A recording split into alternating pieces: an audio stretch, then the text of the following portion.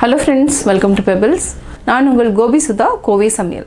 நம்ம இன்னைக்கு செய்ய போகிறது ஆம்லெட். இது வந்து எல்லாத்துக்குமே ரொம்ப பிடிச்சமான ஒன்று.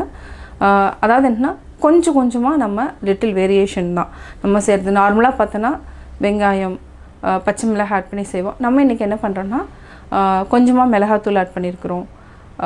முடிஞ்சால் நீங்கள் வந்து என்னென்ன உங்களுக்கு வந்து ஒரு ஸ்பைஸியாக என்னென்ன கிடைக்குமோ அது மாதிரி ஆட் பண்ணிக்கலாம். பச்சை மிளகாய், பெப்பர், இது மூணுமே ஒரு நல்ல காம்பினேஷன். இது கூட மஞ்சத்தூள். அப்படி வந்து ஒரு வித்தியாசமாக செய்கிறப்பன்னா நம்மளுக்கு ஒரு புதுவிதமான டேஸ்ட் வந்து ஆம்லெட்டில் கிடைக்கும். அதே மாதிரி என்னன்னா ஈஸியாகவும் நம்ம செய்யலாம். பேச்சுலர்ஸ் இருக்கிறவங்களுக்கு ரொம்ப யூஸ்ஃபுல்லாக இருக்கும். இப்போ எப்படி செய்கிறதுன்னு பார்க்கலாம். நம்ம ஆம்லெட் போட போகிறோம். ஃபஸ்ட்டு நம்ம முட்டையை உடைச்சிக்கலாம்.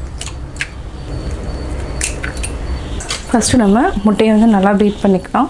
இது கூட உப்பு சேர்த்துக்கலாம். ஆனியன் போடுறதுனால இன்னும் கொஞ்சம் நம்ம உப்பு சேர்த்துக்கலாம்.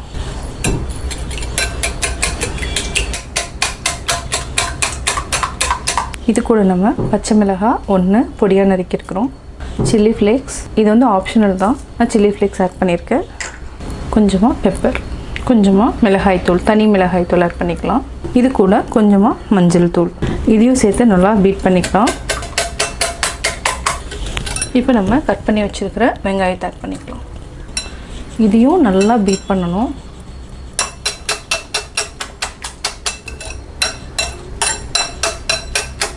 இப்போ ஆம்லெட் போட்டுக்கலாம். ஆயில் கொஞ்சமாக விட்டுக்கலாம். காஞ்சிருச்சு.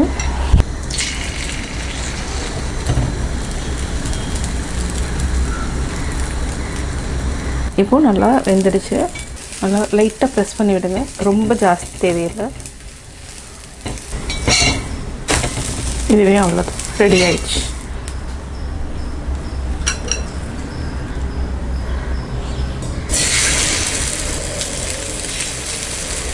நல்லா வேகட்டும். இப்போ நம்ம எடுத்துக்கலாம். எப்பவுமே என்னென்னா திருப்பி போடுறப்போ இந்த ஓரம் வந்து லைட்டாக வேக ஆரம்பிக்கிறப்போ கொஞ்சம் திக்காக காமிக்கிறப்போ அப்போ எடுத்தோன்னா கரெக்டாக இருக்கும். இது அப்படியே நம்ம திருப்பிக்கலாம். இப்போ கேஸ் ஆஃப் பண்ணிவிட்டு இந்த தவானோட சூடே போதும். இதுலேயே வந்து நல்லா வெந்துடும். இப்போ நல்லா வெந்துடுச்சு. சுவையான ஆம்லெட் ரெடி. ஆம்லெட் எப்படி செஞ்சேங்கிறத பார்த்தீங்க. வீட்டில் ட்ரை பண்ணி பாருங்கள். பார்த்துட்டு உங்களுடைய கமெண்ட்ஸ் எனக்கு சொல்லுங்கள். லைக் பண்ணுங்கள், ஷேர் பண்ணுங்கள், மறக்காமல் சப்ஸ்கிரைப் பண்ணுங்கள்.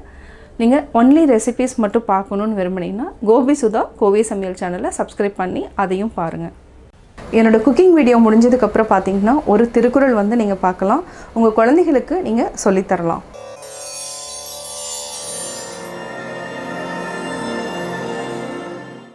ஞாலம் கருதினும் கைகூடும், காலம் கருதி இடத்தார் செயின்.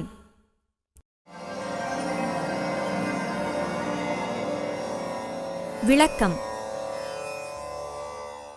ஏற்ற காலத்தை ஆராய்ந்து அறிந்து ஏற்ற இடத்தையும் தெரிந்து ஒரு செயலை மேற்கொண்டால் உலகத்தையே அடைய நினைத்தாலும் அதுவும் கைகூடும்.